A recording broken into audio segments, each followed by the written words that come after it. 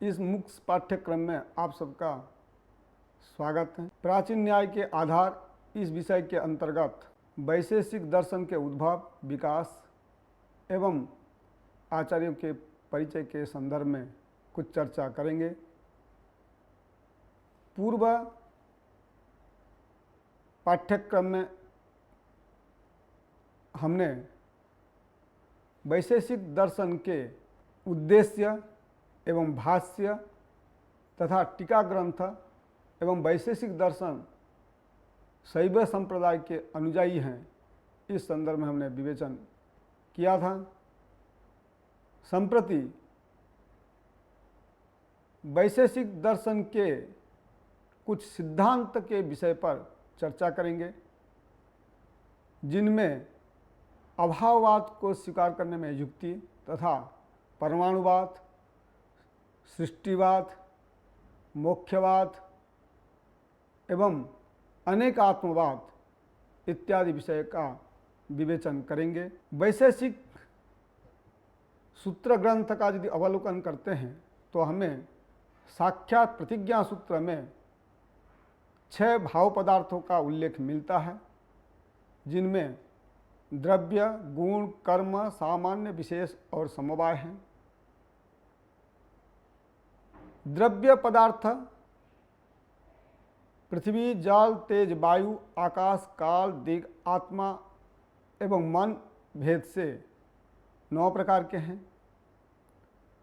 गुण जो हैं रूप, रस, गंध, स्पर्श इत्यादि के भेद से 24 प्रकार के हैं। उत्क्षेपण, अपक्षेपण, आकुंचन, प्रसारण इत्यादि के भेद से 5 प्रकार के कर्म हैं। परसामान्य और अपर सामान्य के भेद से सामान्य 2 प्रकार के हैं, वहाँ पर भी सत्ता जो है परसामान्य है। द्रव्यत्व जो है अपर सामान्य है और स्वयं व्यावर्तक है, स्वतः व्यावृत्त जो है विशेष है। विशेष पदार्थ के स्वीकार करने के कारण यह वैशेषिक दर्शन है। अयुत सिद्ध संबंध समवाय है, वह समवाय एक है और वैशेषिक संप्रदाय के अनुसार वह समवाय अनुमान वेद्य है। नव्य वैशेषिक के अंतर्गत समवाय जो है नाना है और प्राचीन न्याय के परंपरा में समवाय प्रत्यक्ष वेद्य है। सूत्रकार में जो अपवर्ग पदार्थ है, उस अपवर्ग पदार्थ प्रध्वंसाभाव स्वरूप है, दुखद निवृत्ति रूप है। तो अभाव पदार्थ के स्वीकार है या नहीं, इस संदर्भ में जब हम टीका ग्रंथ को देखते हैं तो हमें प्राप्त होता है प्रतियोगी निरूपणाधीनम अभाव निरूपणम।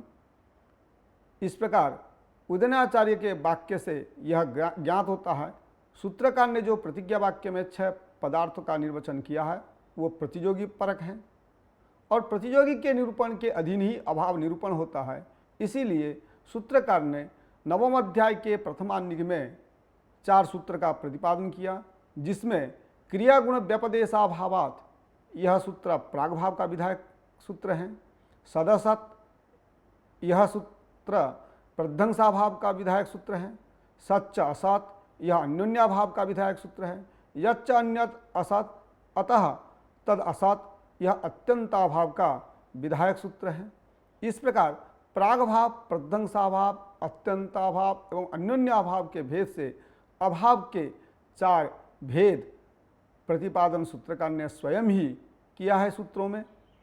परवर्ती आचार्यों ने इन 4 अभाव को संसर्गाभाव और अन्योन्याभाव के रूप में व्यवस्थापित किया है।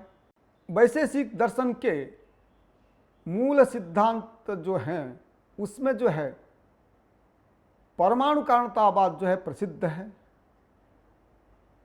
क्योंकि नैयायिकों न्याय वैशेषिकों के मत में परमाणु से ही सृष्टि होती है।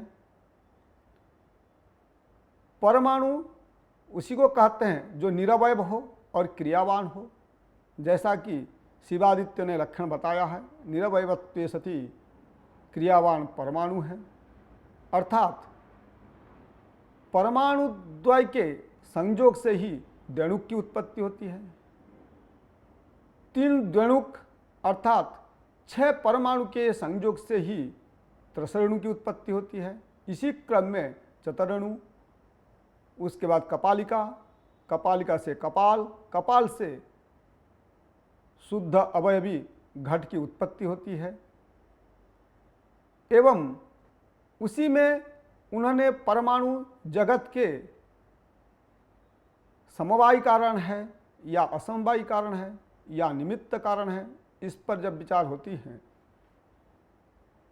तब उस समय यह पता चलता है द्वैणुक के प्रति परमाणु जो है समवायी कारण है, परमाणु द्वय संयोग जो है असमवायी कारण है, और जगत के कर्ता जो है ईश्वर हैं वह निमित्त कारण है। इसीलिए प्रशस्तपादाचार्य ने भी प्रतिज्ञा वाक्य में उन्होंने कहा था प्रणम्य हेतु ईश्वरम, अर्थात जगत के निमित्त कारण जो है ईश्वर हैं। अतः कार्य मात्र के प्रति द्रव्य जो है समवाय कारण होंगे, गुण कर्म में असमवायी कारणता विद्यमान है, और निमित्त कारण जो है ईश्वर तो है ही है, उसके तत्त कार्य के प्रति तत्त कार्य के उत्पादक जो विशेष जो समवायी कारण नहीं है और असमवायी कारण भी नहीं है और कारण है, उनको ही निमित्त कारण के रूप में व्यवस्थापित किया गया। और उन्हीं परमाणु से ही रूपादि का परिवर्तन होता है। इसीलिए उन्होंने वैशेषिक सूत्रकारों ने व वैशेषिक परंपरा के अनुयायियों ने यह कहा कि परमाणु में ही पाक होती है, अर्थात विजातीय तेज संयोग के कारण ही परमाणु में जब तेज संयोग होता है तो उसके कारण क्या होता है, परमाणु में क्रिया होती है, क्रिया से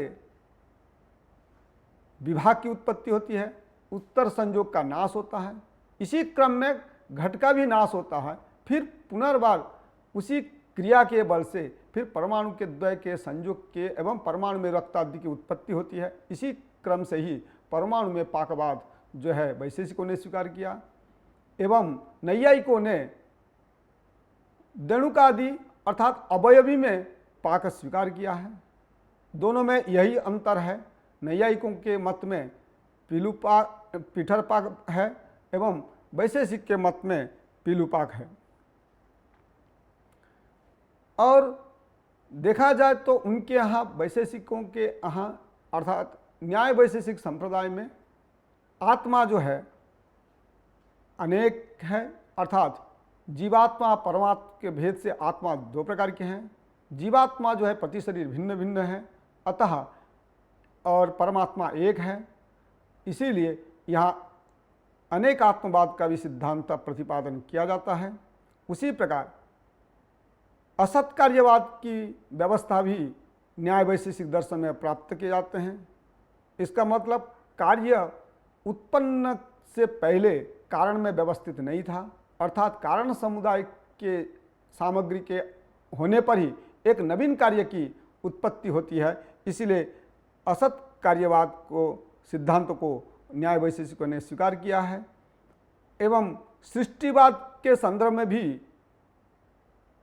वही परमाणु से ही जो घटादि कार्य की सृष्टि होती है उसको भी उन्होंने प्रतिपादन किया है, जिसका विस्तृत विवेचन जो है वैशेषिक भाष्य आदि ग्रंथों में प्राप्त किए जाते हैं।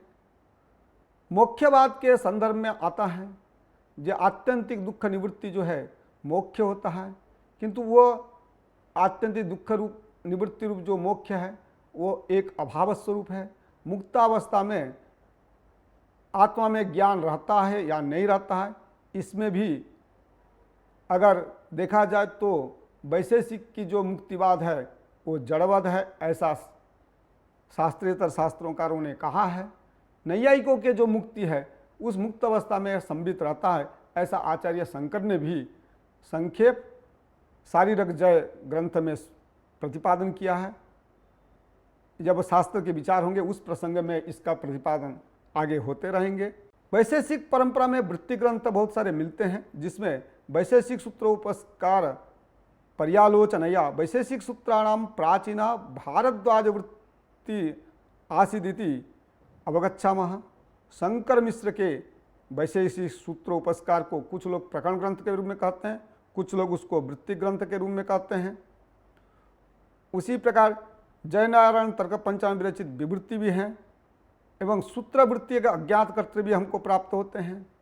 प्रशस्तवाद भाष्य के ऊपर बहुत सारे टीका ग्रंथ मिलते हैं, जिसमें न्याय कंदली है सिद्धाचार्य के एवं उदयनाचार्य के कृणावली प्रसिद्ध हैं।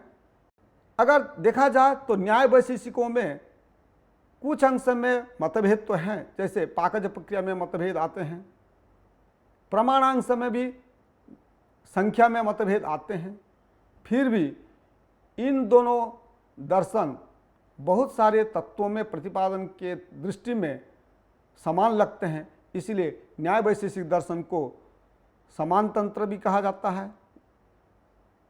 इसी प्रकार इन सिद्धांतों का प्रतिपादन करते हुए यहीं पर विराम देता हूँ।